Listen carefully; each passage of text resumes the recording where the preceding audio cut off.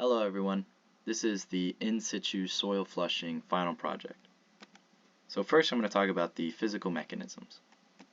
Now the difference between soil flushing and soil washing.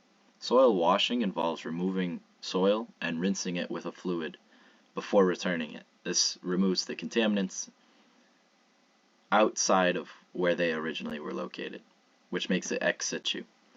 Flushing involves pumping a cleaning fluid directly into contaminated soil and removing that contaminated fluid through an extraction well. This makes it in situ. Now the fluid used can be water only or it can be water plus additives. And heating the fluid can help mobilize organic contaminants. So the fluid can be water only, which is used to treat contaminants that are water soluble or water mobile. It can be an acidic solution, which is a mixture of water and an acid. Acidic solutions are used to remove metals and organic contaminants. And then also it could be a basic solution, which is a mixture of a base and a water. This is used to remove some metals and treat phenols. The diagram to the right shows a basic overview of how injecting fluid into the soil will move through the soil and into the contaminated zone, and then also will be pumped out as shown by the red arrows at the extraction well. A solution can also contain surfactants. Surfactants are effective for DNAPL mass removal but are less effective for plume treatment. These surfactants can be detergents, which are used to trap the contaminants for removal, which you can see on the right. So the first step is the detergent molecules bind with the soil or the contaminant, and then it removes it from the substrate, and it puts it into solution, which is then removed. So surfactants can also be emulsifiers, which are used to mix substances that don't normally mix, which is like oil and water. So the solution can be pumped into the soil using injection wells. These injection wells, the number of them depend on the severity of the contamination as well as any geological factors that may prohibit the wells from being placed. So the wells can be drilled vertically, horizontally, or a combination of both to reach the contaminated site. And then also during the well drilling, additional treatment facilities are transported or built above ground, which will be talked about later. Sprayers are another form of getting the soil flushing solution into the ground. These sprayers are installed above ground. They then spray the soil flushing solution onto the surface, and the spray percolates through the soil to the contaminated zone, which it is then removed using an extraction well. And the diagram to the right shows that method. So at 4 you can see the sprayer arm, which then goes to step 5, which is the percolation of the spraying solution, and then it moves into the contaminated zone, which is step 6, and is extracted through that extraction well, and then is treated using the treatment system. So here's a diagram of the injection well system. So the fluid is pumped through the injection well, and as you can see, the water table is higher at the injection well than it is at the extraction well because you are taking the liquid out of the ground at the extraction well. So the flushing solution goes through the injection well and into the contaminated zone, and then is sucked into the extraction well and pumped back up to the surface where it's treated above ground. Next, we will talk about influencing factors relating to soil washing. There are many influencing factors that must be determined before choosing to use in-situ soil flushing. The first set of factors are related to the contaminant itself. The characteristics that must be determined prior to using the technique include concentration of the contaminant, vertical and horizontal distribution in the media, absorption to specific size fractions of soils, solubility of the contaminant, partition coefficient of the contaminant, retardation factors, vapor pressure, solubility products, reduction potential, and complex stability constants. These characteristics must be evaluated in order to determine if the in-situ soil flushing will be applicable to the specific contaminant. The other set of influencing factors are the characteristics of the site itself. The characteristics that must be determined include the soil permeability present at the site, soil structure and texture, the soil porosity, moisture content, total organic carbon, the cation exchange capacity, and the pH or buffering capacity. These parameters are very useful in determining if the treatment will work, because not only is the contaminant itself important, but the site must have ideal conditions for the treatment to work. Relating to the influencing factors that need to be determined before deciding that in-situ soil flushing will work, high-resolution site characterization methods, otherwise known as HRSC, are useful in determining the characteristics of the contaminant and the corresponding site. The EPA's definition of HRSC is strategies and techniques used scale-appropriate measurement and sample density to define contaminant distributions in the physical context in which they reside with greater certainty, supporting faster and more effective site cleanup. What this is saying is that technology is used in order to determine the characteristics of the contaminant in the site itself in a different way than utilizing sampling, like traditional methods. Examples of technologies that are used to do this are hydraulic profiling electrical conductivity tool, or HPT/EC, the optical image profiler, OIP, and the membrane interface probe, MIP. These technologies normally use a direct push method, which is directly placing the probe into the ground to the depth you want to get real-time data for. HRSC helps speed up the process by determining if required conditions are present for in-situ soil washing.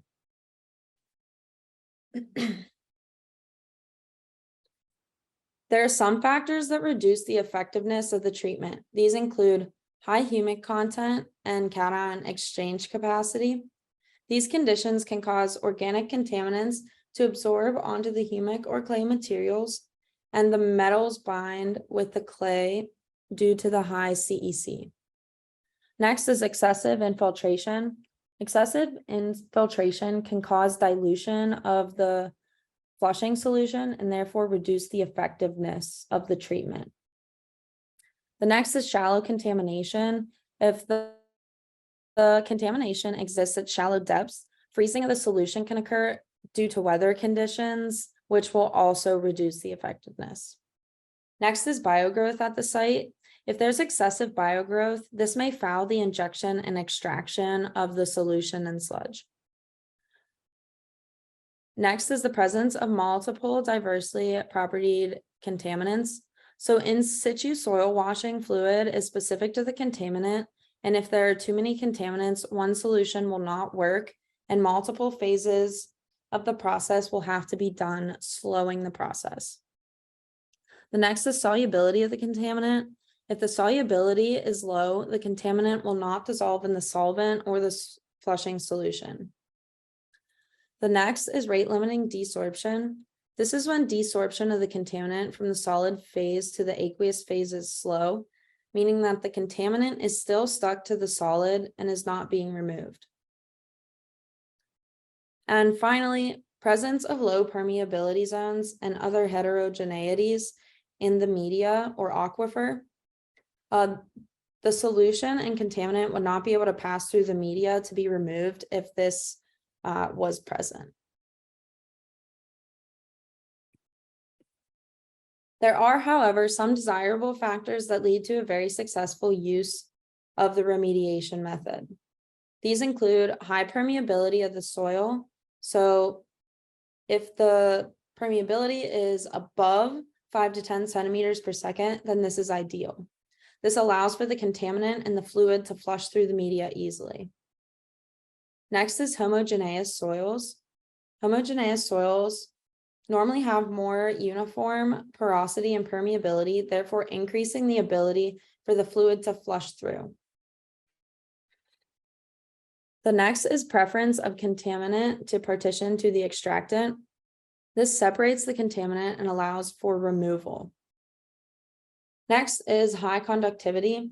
This allows for efficient delivery of flushing solution. Next is low surface area, and this decreases the sorption to the soil because there's less soil for it to absorb to. And finally, lower levels of organics in soil. If there are lower levels, then there's less interference during flushing. Next, we're going to dive into the field implementations of in-situ soil washing. This includes the techniques, equipment, and technologies used by in-situ soil washing sites. For the field implementation of in-situ soil washing, there are a few main objectives every company must consider when performing its soil washing. These objectives are characterized by the 5 main stages of operation at every soil washing plant. First, site requirements include the rules and regulations every soil washing plant must follow. Target contaminants are the site-specific chemicals integrated into the soil that need to be extracted.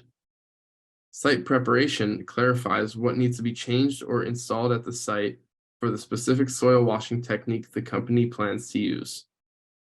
The washing process includes the methods a site employs to facilitate the migration of a washing solution through the contaminated area and recover the contaminant from the soil. And finally, wastewater treatment is how a site remediates the wastewater produced from the washing process and discharges water which is safe to use. Here's a list of some general and site-specific requirements that need to be met at each soil washing plant. First, we'll start off with the general requirements. Safety is always the most important requirement for any industrial business. Since contaminated soils are usually considered hazardous, their handling requires that a site safety plan be developed to provide for personal protection and special handling measures during soil washing operations. Washing solutions also need special handling since some of them could cause negative health effects when inhaled or in contact with skin. Noise and emissions need to comply with the regulations of the area. Plants closer to residential areas will require more strict noise and emission limits. In-situ soil washing sites have a relatively small surface footprint for use in space-limited areas. Utilities also must be considered at every site. This includes water, electricity, steam, compressed air, and other factors. An example of the total consumed quantity of local water required for soil washing, assuming water cleanup and recirculation, is between 130,000 and 800,000 gallons of water per 1,000 cubic yards of soil. Soil characteristics determine many of the parameters of soil washing technologies. The most important soil characteristic to consider is particle size, and the moisture content of soil must be controlled for consistent handling and treatment as well. Access roads are required for transport of vehicles to and from the site. These roads will be used to transport equipment, raw materials, and workers. Requirements that may change from site to site are considered site-specific requirements. Some of these requirements are determined by the size and area of the contamination, the soil geochemistry, engineering considerations, weather considerations, and of course, the target contaminant.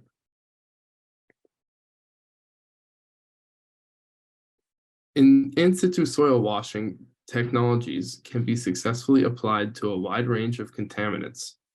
Every company has their own variation of the technology and their own type of solvents. The contaminant which the site is attempting to remove will determine the technologies used for soil washing. Common contaminants that in-situ soil washing methods are used to treat include aromatics, PCBs and chlorinated phenols, halogenated solvents, heavy metals, and gasoline and petroleum fuel oils. Examples of aromatics are benzene, toluene, cresol, and phenol.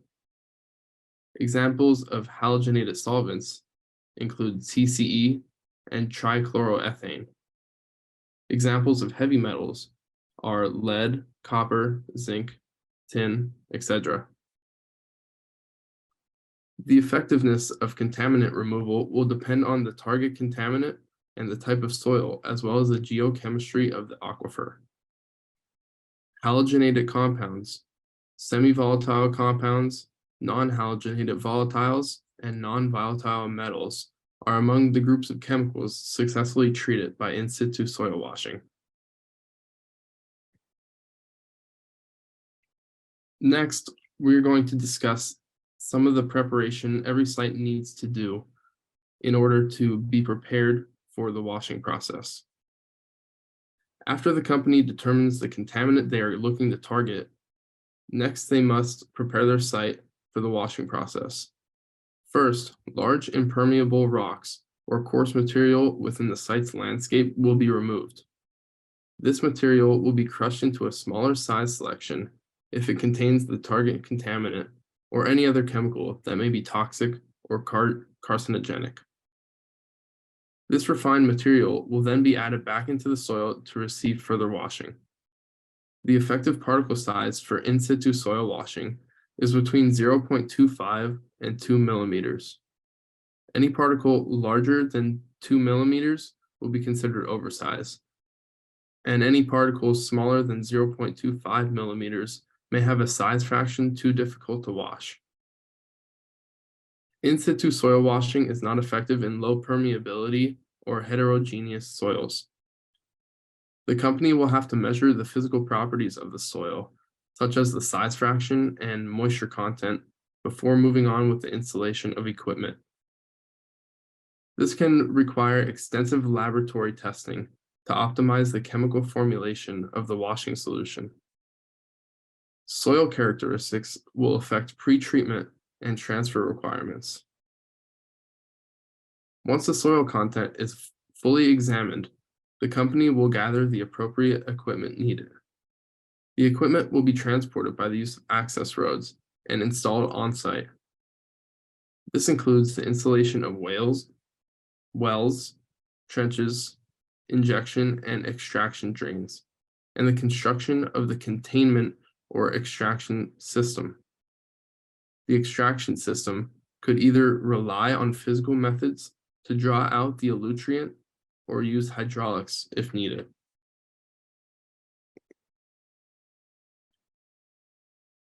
This is a depiction of what an in-situ soil washing flow sheet may look like. Note that this process includes an example which uses vertical injection wells rather than horizontal wells. The orientation of the injection wells relies on site-specific conditions. For example, horizontal wells can provide a significantly higher CO2 injection rate without exceeding a maximum allowable pressure in the geologic formation, while a vertical well provides higher storage efficiency than a horizontal well. To begin the flushing process, the soil flushing equipment pumps the washing solution into the injection wells. The solution begins upstream of the contamination and passes through the soil, picking up contaminants along its way as it moves towards the extraction wells. The extraction wells collect the flushing solution mixed with the contaminants, which is called the elutrient. The elutrient mixture is pumped out of the ground through the extraction wells. Here at the separator, the elutrient is typically treated by a wastewater treatment system to separate the contaminants from the washing solution. Also, groundwater must be pumped and treated above ground to eliminate all of the washing solution and dissolved or emulsified contaminants. The contaminants are treated or disposed of, and the treated water can either be recycled for use in the washing solution or disposed of in another acceptable manner. Any contaminated fumes or vapors that might be given off during the wastewater treatment step are collected and treated. It is because of this circular process that in-situ soil washing systems are often referred to as injection or recirculation systems. We discussed this earlier, but this is an important topic in the washing process. The washing solutions serve to increase the mobility and/or solubility of the contaminants. Every site requires the implementation of systems for mixing, maintaining, and distributing the washing solution. There are two main types of washing solution: water-only solutions and water combined with additives. These additives include acids, bases, surfactants, oxidants, etc. Water-only flushing is most effective for soluble hydrophilic organics, such as lower molecular weight alcohols, phenols, and carboxylic acids, as well as some inorganic salts, such as sulfates and chlorides. These contaminants must have an octanol water partition coefficient less than 10 to be flushed by water only. Low solubility and hydrophobic organics, such as chlorinated pesticides, PCBs, gasoline, aromatic solvents, and chlorinated solvents, must be removed by the addition of the appropriate surfactant. Surfactants may contain detergents or emulsifiers, which are effective at removing hydrophobic contaminants. Acidic solutions are applicable for the removal of metals and basic organic contaminants, while basic solutions can treat phenols and metals bound to the soil organic fraction. The selection and efficiency of the washing solution depends on the physical properties of the contaminants present, the groundwater geochemistry, and the nature of the soils in place. Heating the flushing solution may also help mobilize the organic contaminants. Any washing solution remaining in the soil after the remediation treatment may improve the solubility and bioavailability of contaminants for eventual bioremediation treatment.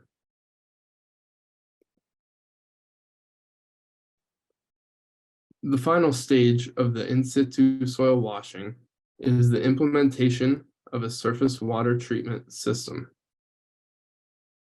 Wastewater treatment separates the contaminant from the washing solution and treats the groundwater.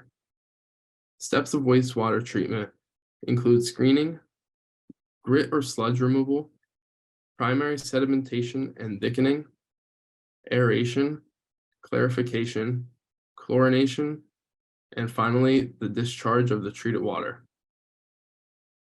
Screening is the removal of large items from the influent to prevent damage to the facility's pumps, valves, and other equipment. Also, fine grit that finds its way into the influent needs to be removed to prevent the damage of equipment downstream, as well as negatively impacting water flow. This grit needs to be removed from the grit chamber since it is too small to be screened out. These undesirable particles are properly disposed of. The initial separation of any toxins from the water begins with primary sedimentation, where the solid particles sink to the bottom of the tank and are pumped away. The wastewater then flows into the aeration tank, where air is pumped through and encourages the conservation of NH3 into NO3 and provides oxygen for bacteria to continue to propagate and grow. Treated wastewater is then pumped into the clarifier to allow any remaining organic sediment to settle out of the treated water flow. Chlorine is then added to kill any remaining bacteria in the contact chamber. And then finally, the treated water is analyzed to ensure proper levels and discharge for further use. The first demonstration level in case study we are looking at is the Limpari landfill. This is a 16-acre landfill located in Gloucester County, New Jersey. To go over a little history about this location, they began disposing a lot of waste back in 1958, continued through 1971, and then in the 80s became a Superfund site and was placed on the national priorities list. Shortly after the plan to clean it up became in fruition in 1985 to clear out all the wastewater in the grounds. The landfill was used for disposal of municipal and industrial waste, including chemicals such as mainly COCs that were included 2-chlorophyll ether, benzene, 1,2-diochloroethane, and other heavy metals. And the main reason this needed to be cleaned so that the concerning chemicals and metals didn't migrate from the source area to nearby wetlands around the area. The image below shows the geological layout of the toxic waste that moves from the sands to the clay and how it seeps through over time. These toxic trenches had parts per billion concentrations of many volatile compounds, semi-volatile organics, and metals, including the maximum of 87,000 parts per billion methyl chloride and 5,100 parts per billion concentration of chromium is the highest metal concentration. The first phase of cleaning up this area was by using an OU1 containment system. This essentially was a cutoff wall placed into the ground to prevent leachate migration, and this was successful by 95%. The second phase of the flushing was constructed by an OU2 batch flushing system. This was to meet the water quality standards of the leachate. This started in 1992 and continued for 4 years. And in that 4 years, there was 35 million gallons of leachate extracted out from the water. And this all contained around 13 tons of concerning chemicals that had to be removed from the landfill and treated on site. This resulted in the leachate in the ground after flushing to be dropped by a total of 85%. The batch flushing contained a installation of a well field containment system to extract all the contaminated groundwater draining in the landfill, and then using the treated water, therefore to repump and inject into the system. However, after the 85% removal of the VOCs, semi-volatiles, and metals, there was an improved system to use a dual phase extraction, allowing the contaminated air from the landfill contaminated soils to be removed along with all the leach. This allowed the extraction of not only water, but also soil vapor in the ground, and it turned up to, by 2001, to be approximately 92 tons of organic chemicals of concerns to be extracted along with the leachate. Using all the leachate and vapor being flushed out of the ground system, this and major success of the whole process made this to be ranked the #1 Superfund site in the US for its efficiency and cleanup over time. The massive success and cleanup for 20 years at this location continued, and the place today is turned into a park for recreational use after being a toxic dump site.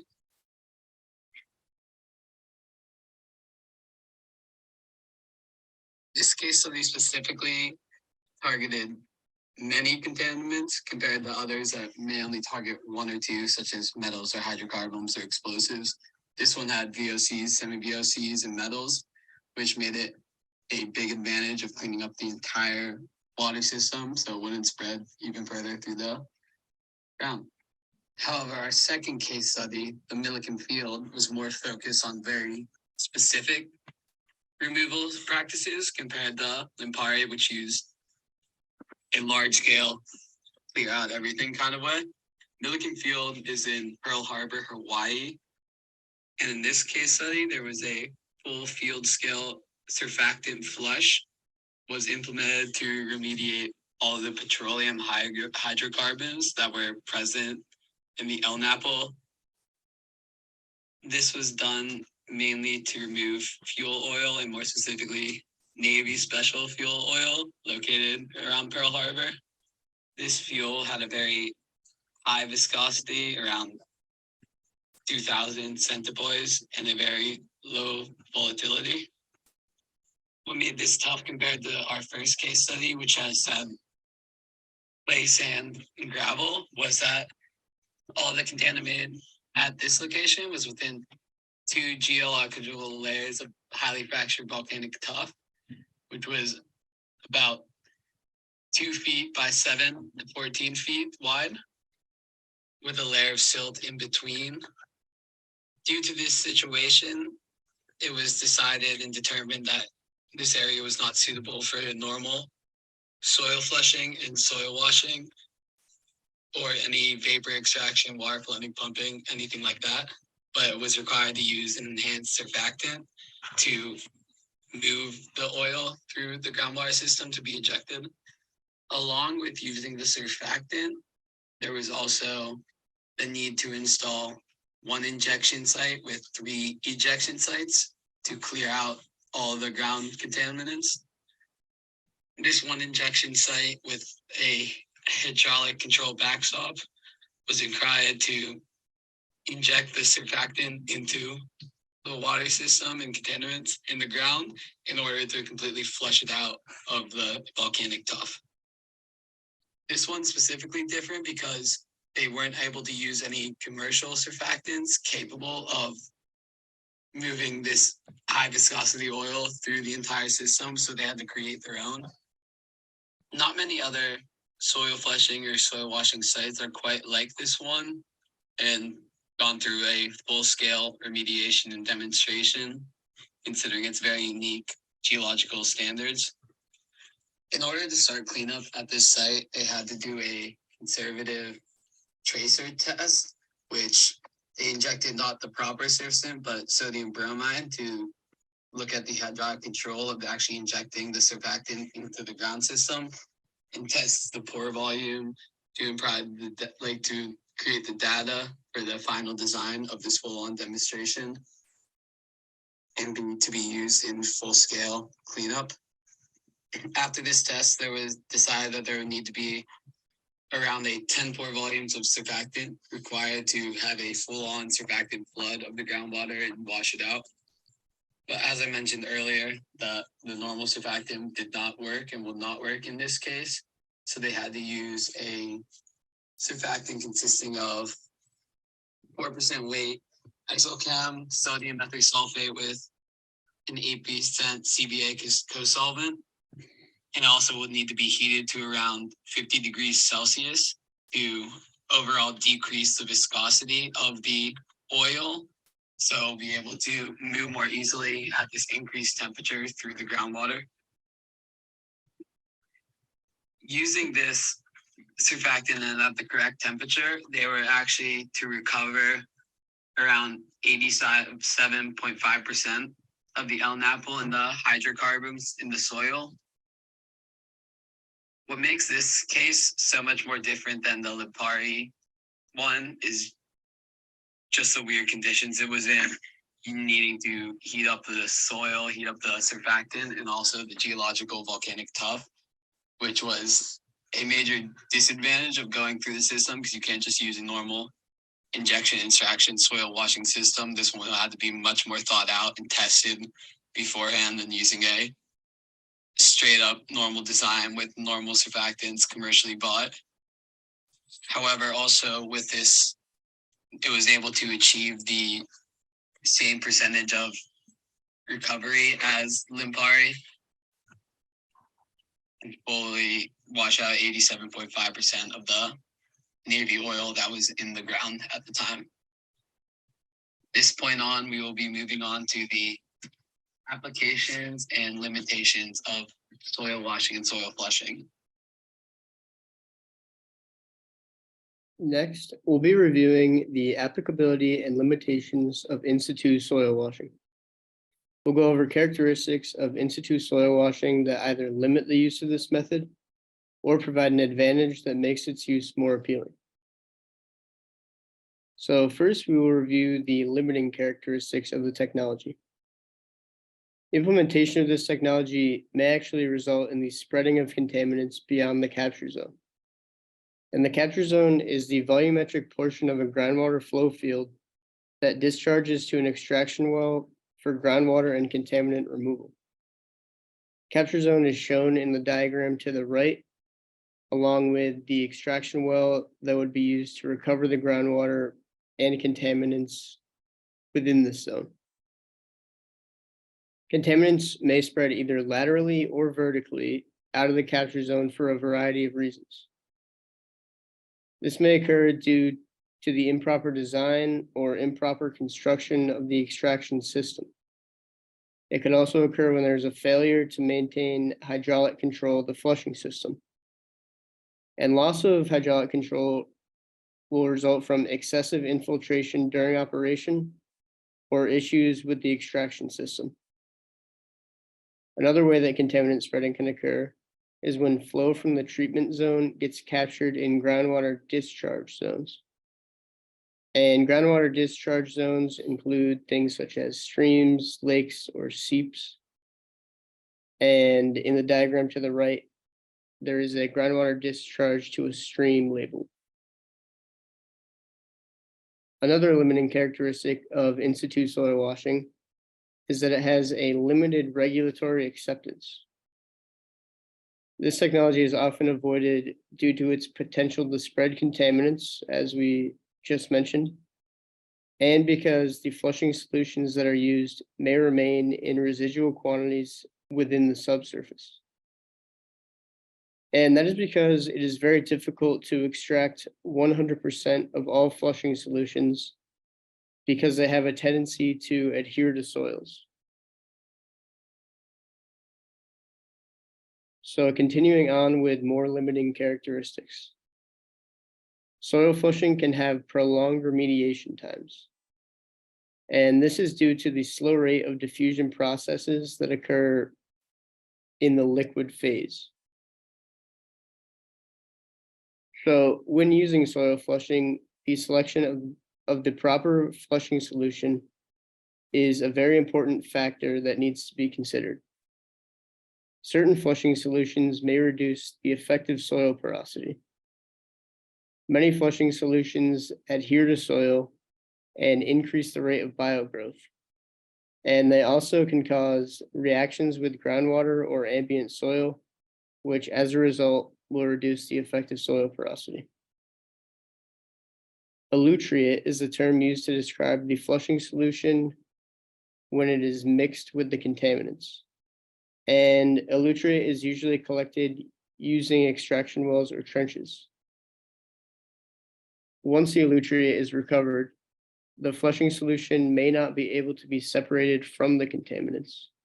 And when this happens, a large volume of flushing solution will be needed for site remediation, and that will in turn greatly increase the cost of the project. In general, it is very difficult to predict the effectiveness and the amount of time that will be needed to reach the goals of site cleanup.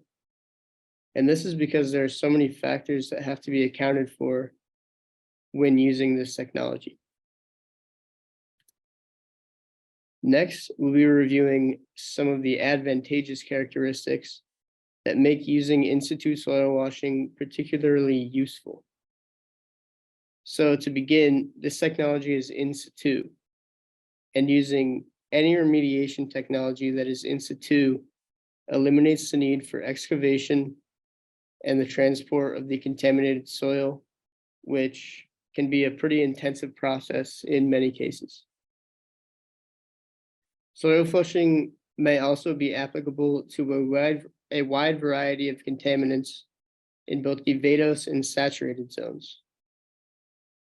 However, its application is very site specific, so there are many factors of the site that need to be reviewed prior to implementing the technology to make sure that it can be successfully implemented. Soil flushing can be used in conjunction with many other technologies. And one of the most common technologies that is used with soil flushing is called enhanced biodegradation.